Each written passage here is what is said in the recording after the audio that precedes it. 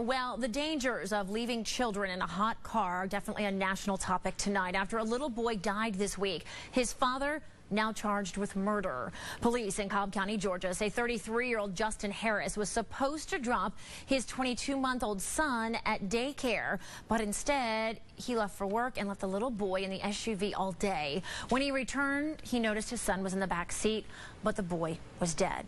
Now in Middle Tennessee, a mother whose two young children died after she left them in a hot car 2 years ago pleaded guilty in court yesterday. As part of that plea deal, Samantha Harper was sentenced to 16 years. She must serve at least 8. Now, these stories, a tragic reminder of heat-related accidents all across our country, which, of course, doctors believe can be prevented. Joining us now with much more is 6 News anchor Lori Tucker tonight. Lori? Well, Kristen, you know, on average, 38 children die every year in heat-related accidents. That's according to safety advocate Kids and Cars. Even the best of parents or caregivers can unknowingly leave a sleeping baby in a car, and the result could be injury or, as we've learned, even death. Well, joining us now with more is Dr. Ryan Redmond, ER Director at East Tennessee Children's Hospital. Thank you so much for being here and talking about this important topic. First of all, let's talk about what happens to a child's body during a heat stroke.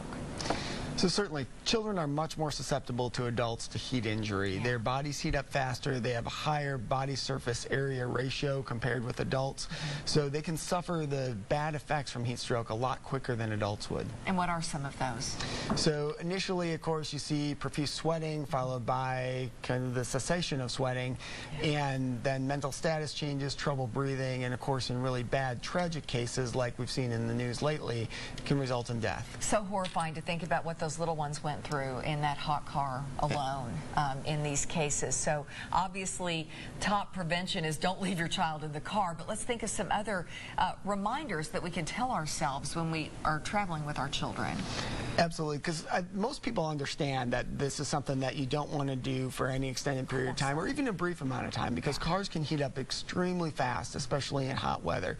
You're looking at 40 degrees within 20 minutes. That's a significant rise, so you need to make sure that every time, even brief stops, you're taking your kids out of the car. And you should do that anyway for safety's sake, shouldn't you? Absolutely, but even more tragic are these stories where people kind of forget that their kids are in the car, especially if they're not part of the routine of taking them to daycare every day or dropping them off at the same time every day.